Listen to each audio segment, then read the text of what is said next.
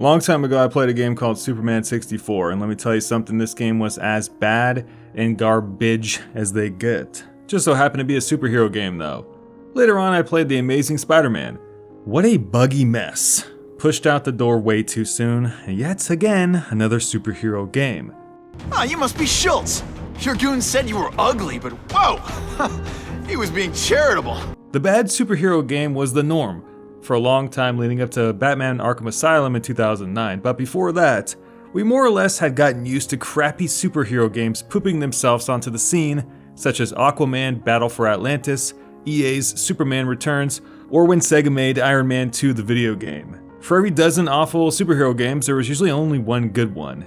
Games like Spider-Man 2, Ultimate Spider-Man, the Marvel Fighting franchise, or the Incredible Hulk, Ultimate Destruction, those were the shining light in the otherwise bleak superhero to video game adaptation catalog. Much of the problem, let's be real here, was that each game was trying to either hit a movie deadline or had to squash the often giant stories into digestible formats suitable for a video game.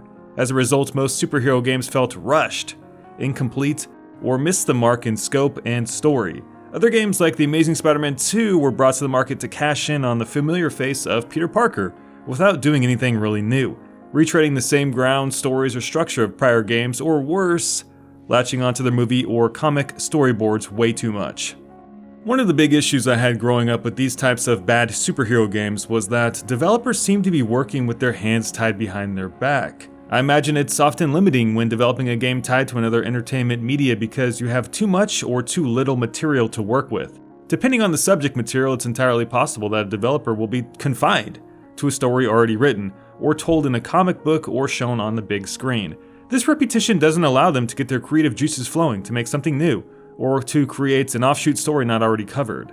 Other times, you can't be that creative altogether because the company owning the intellectual property watches over developers like a frickin' hawk. For instance, if a company wanted to make Spidey's webs illuminate in the night to help the player fight crime better when the sun goes down, well, they really couldn't put it in the game even if it made sense to the player because, well, Spider-Man doesn't do that. By the way though, I think Spider-Man's got night vision anyway.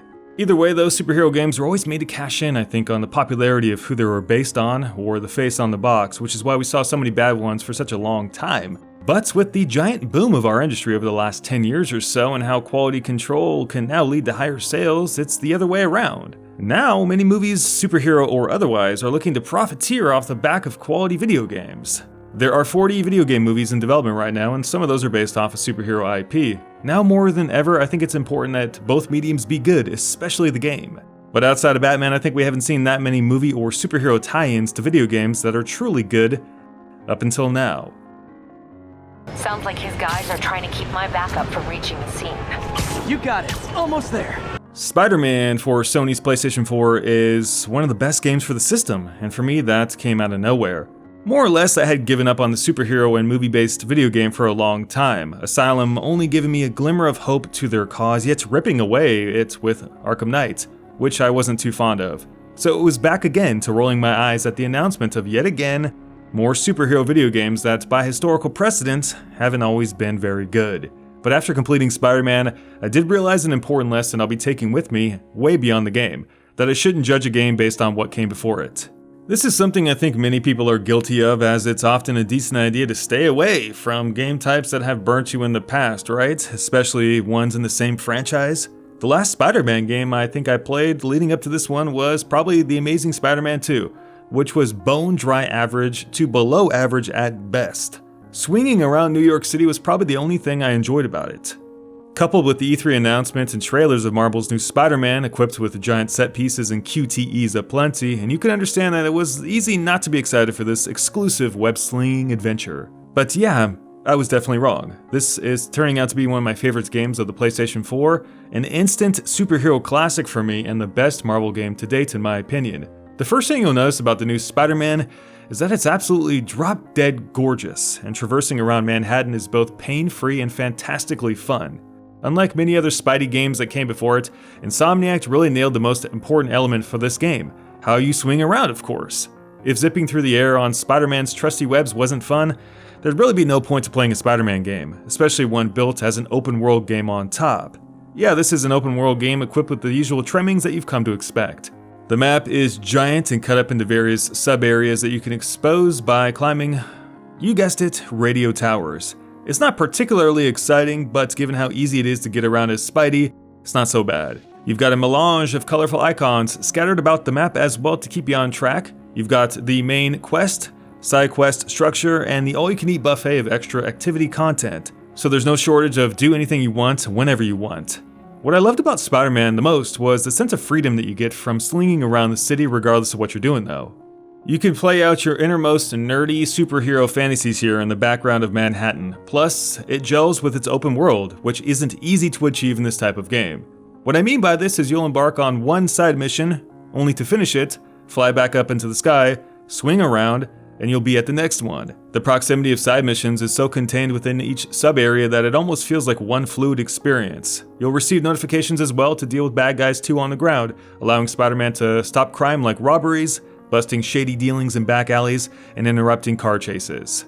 There's also science puzzles that you can complete as Peter Parker, combat challenges, and collectibles to pick up, but unfortunately, much of these activities range on the fun scale as okay to kinda boring. But other activities like Harry Osborn's missions offer some unique content to supplement the main story and all the other activities. Thankfully, no matter what you do in Spider-Man, you earn tokens and currencies to unlock a host of cool stuff from new abilities, suit modes, upgrades for gadgets, and new suits.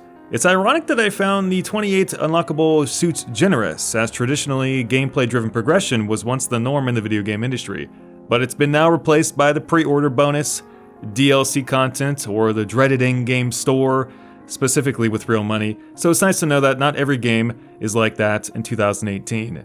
I like the fact that every suit comes with a new ability and that you can use that ability on any other suit once you unlock it. Combined with the wealth of gadgets and special moves, honestly it gives the combat some much needed diversity.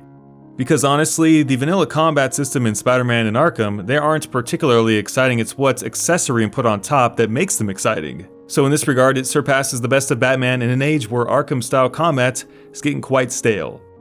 And the post-college Spidey story is really cool as well, culminating in some of the best boss fights in a Spidey game come the final chapter. There's a lot to do in this game, and you'll play out the reality of your friendly neighborhood Spider-Man finally, and do more than just chase bad dudes around like some of the other prior games. It shows Spider-Man in a mature context, and like I said before, it's an interesting story that isn't shackled to what's trending about Spider-Man today. The voice acting and presentation are also fantastic. I guess the game didn't get the old downgrade treatment after all, boys. The combat is extra fun this time around thanks to everything you can play with. Free swinging is a joy and the game just screams quality at pretty much every turn except for the mundane side quests that you'll come across quite frequently, unfortunately. Even though this Spider-Man lives around a cookie-cutter open-world design, I can forgive its lows when the total package is this good.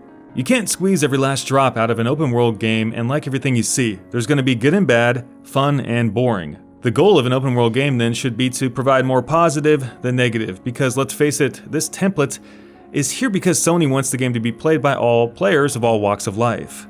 I think open world games fail when they try to stuff themselves full of everything like a suckling pig, while being best in class at nothing, or just not having so fun of a gameplay loop. Spider-Man is a unique open world game that does more right than wrong, and rebuts any argument that superhero games or movies about games have to suck. But as the entertainment industry grows and video games become more and more important and more popular with every passing day, more and more movies are going to become more and more dependent on how good a game is that it represents. You can't just shove out a crappy game anymore based off a movie or a comic. People have grown way too wary and way too hesitant today.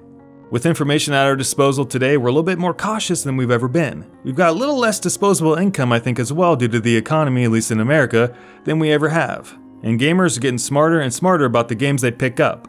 But Spider-Man proves that you can surpass all that, and the middling expectations and low standards put out by similar games. Video game quality then has nothing to do with what came before it. It relies on the effort that is put in today. We only have to make sure that we don't forget that.